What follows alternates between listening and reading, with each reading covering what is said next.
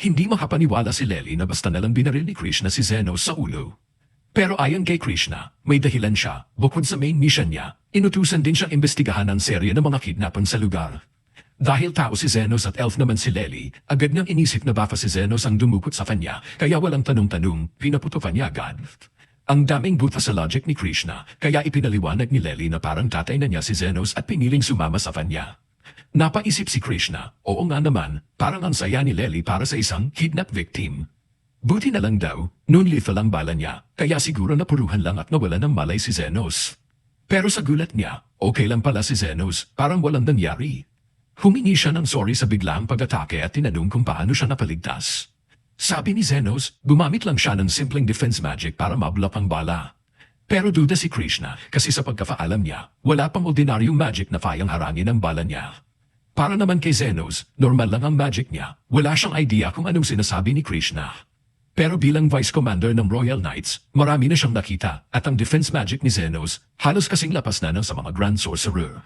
Nang mabanggit ni Krishna na isa siyang Vice Commander, biglang kinabahan si Zenos at Lely. Mukhang may plano si Krishna na mapapa-apekto sa kanila. At ayun na nga, may hihingin pala siyang tulong kay Zenos. Para makaiwas sa gulo, pumayag si Zenos na makipag-usap. Pero habang kausap si Krishna, nagpadala na siya ng babala sa lahat ng clients niya. Huwag munang magpakita habang andyan si Krishna. Naupo silang tatlo at sinabi ni Krishna na may secret mission siya ngayon na kailangan niya ng tulong ni Zenos. Ayaw sana ni Zenos makisangkot pero mapilit si Krishna tungkulin daw ng bawat mamamayan ang sumunod sa utos ng Knights. Dahil takot si Zenos na baka barilin na naman siya, napilitan siyang umuo. Ang mission daw ni Krishna, hanapin at hulihin ang isang lalaki, hindi niya alam ang pangalan o itsura. Pero siya raw ang mediator na tumapos sa digmaan ng mga factions. Nang marinig ito, nabilaukan si Zenos sa iniinom niya. Pero chill lang siya at nagtanong kung bakit hinahabol ang taong yun. Ayon kay Krishna, hindi pwedeng baliwalain ng Knights ang isang taong may kapangyarihang magpatigil ng gyera. Sinubukan pa raw niyang tanungin ang mga taga-slums gamit ang puwersa, pero walang gustong magsalita. Para sa kanya, ibig sabihin lang nun ay masama ang mediator at dapat mapigilan. Sinubukan nga i-explain ni Zenos na baka gusto lang ng mediator na umiwas sa spotlight, kaya mas mabuting wag na siyang pakialaman. Tinanong siya ni Krishna kung kilala ba niya ang mediator, pero sagot ni Zenos, hula lang daw ang lahat ng sinabi niya. Kahit ganun, hindi raw niya pwedeng isang tabi ang utos ng commander niya, ang ganitong klaseng tao ay potential threat. Bigla namang sumingit si Lely, sabi niya, wala namang dapat ikabahala si Krishna, kasi mukhang ang gusto lang ng mediator ay kumita na maayos. Pero dahil sa tono ni Lely, parang kilala niya personally ang mediator. Kaya dali-daling bawi ni Lely na hindi niya raw ito kilala. Medyo napahalata si Krishna, pero binitawan na lang muna ang issue. Medyo gumagabi na, kaya sinubukan ni Zenos na paalisin si Krishna. Pero habang palabas siya, napansin ni Krishna ang kama sa isang sulok. Nagtaka siya kung bakit may kama sa lugar na to.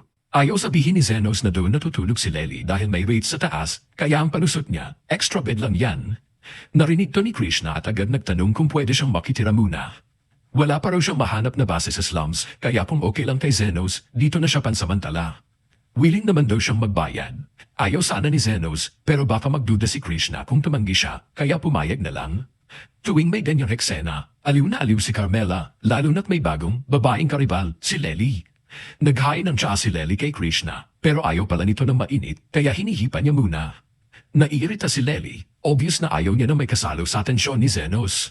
Para ipakita kung sino ang main girl, umapo siya sa pandangga ni Zenos at nagpahimas ng bulo.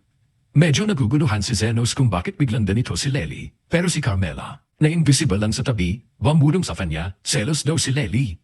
Medyo nagulat si Zenos, pero gets na niya. Habang si Lely ay todo sweet kay Zenos para ipakita kay Krishna kung sino ang asawa. Deadma lang si Krishna, busy pa rin sa paghipa ng tsaa. Sa huli, napatulog si Lely, kaya maingat siyang tinakpan ni Zenos ng kumot at bumalik sa sala para ipagpatuloy ang usapan nila ni Krishna. Doon niya na ikinwento ang buong nangyari kung paano niya niligtas si Lely mula sa mga slave traders. Napalalim ang usapan at mukhang may kinalaman pa ito sa malawak na trafficking ring sa area. Wala nga lang siyang sapat na info tungkol sa grupo, pero isa lang ang malinaw kay Krishna, si Zenos ay hindi basta-basta. Sa galing ng defense magic niya, sigurado siyang isang master mage ang kaharap niya ngayon. Tinanong ni Krishna kung posible bang ma-regenerate ang buong braso kung magfo-focus ang isang tao sa healing magic. Sisigot pa lang sana si Zenos na sobrang hirap gawin yun, pero inunahan siya ni Krishna. Ayon sa kanya, imposibleng magawa yun maliban na lang kung saint level o top tier healer ka. Nagtataka si Zenos kung bakit niya bigla itong binanggit, Paliwanag ni Krishna na fa-enkwentro daw niya si Zofia tamakailan at nasugatan niya ng matindi pero kahapon parang walang nangyari. Ang hinala niya, may isang malapas na healer sa slums na kaya mag-regenerate ng buong braso. Kung totoo nga to, sigurado may malaking impluensya ang taon yun sa mga pinuno ng factions. Kinabukasan, plano ni Krishna na ipagpatuloy ang investigasyon. Pero si Zenos hindi maintindihan kung bakit agad niyang tinatawag na masama ang healer. Tinanong niya si Krishna kung may personnel ba siyang galit sa lugar na to. Umamin si Krishna, bias daw talaga siya. Noon kasing panahon, ang nanay niya ay tumutulong sa mga taga-slums. Naghahanda ito ng libreng pagkain para sa mga walang makain.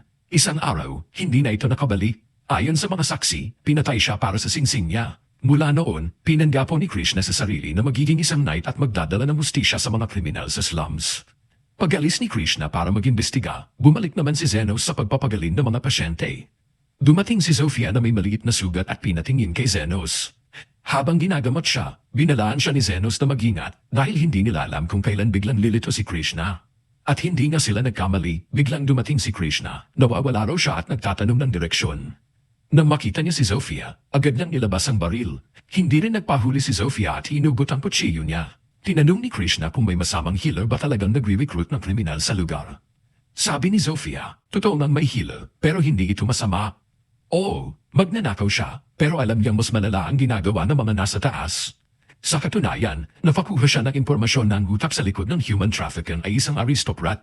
Ayaw maniwala ni Krishna kasi napatutok ang operasyon sa slums, pero paliwanag ni Zofia, palinlang lang daw yun para di mabisto ang totoo. Nag-aalangan si Krishna pero tinanong pa rin kung sino. Sagot ni Zofia, si Kal Inder. Shocked si Krishna kasi kilala niya ito bilang philanthropist na tumutulong sa mga ulila. Pero sabi ni Zofia, hindi na inaasahang paniwalaan siya kasi para kay Krishna, lahat ng taga-slums ay masama. Pero si Mediator, iba, pantay ang traitor sa lahat, kahit sino ka pa. Uminit ang ulo ni Krishna sa insulto ni Zofia. Pabunot na siya ng baril pero hinarang siya ni Zenos. Hindi raw niya pwedeng hayaan saktan ng pasyente niya. Dito na umamin si Zenos, siya ang mediator na matagal nang hinahanap ni Krishna. Ayaw maniwala ni Krishna. Hindi raw pwedeng siya ang healer dahil expert na siya sa defensive magic. Pero ayon kay Zenos, hindi naman niya kailangan maging master. Ang teknik niya ay simpleng pagpapalakas lang ng natural na function ng katawan. Kahit hindi maintindihan ni Krishna, nagpasya siyang umalis ng walang gulo, out of respect na rin sa pagtanggap ni Zenos sa kanya kahapon. Habang papalayo si Krishna, napansin ni Lely na papunta siya sa distrito ng mga aristocrats. Napagtanto ni Zenos na baka sineseryoso niya ang sinabi ni Zofia tungkol kay Kal Inder. Pumunta nga si Krishna sa mansion nito, kunwari raw ay tungkol sa mga recent na pagnanakaw ang patay niya. Nagkunwari siyang gusto niyang inspeksyonin ang seguridad ng bahay para taasan ng patrol sa area. Pumayag si Kal Inder at inikat siya sa buong lugar.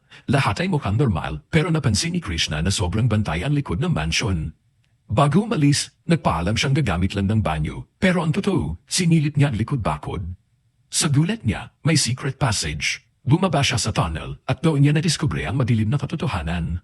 Totoo ang lahat, si Kal Inder na ang mastermind ng trafficking ring.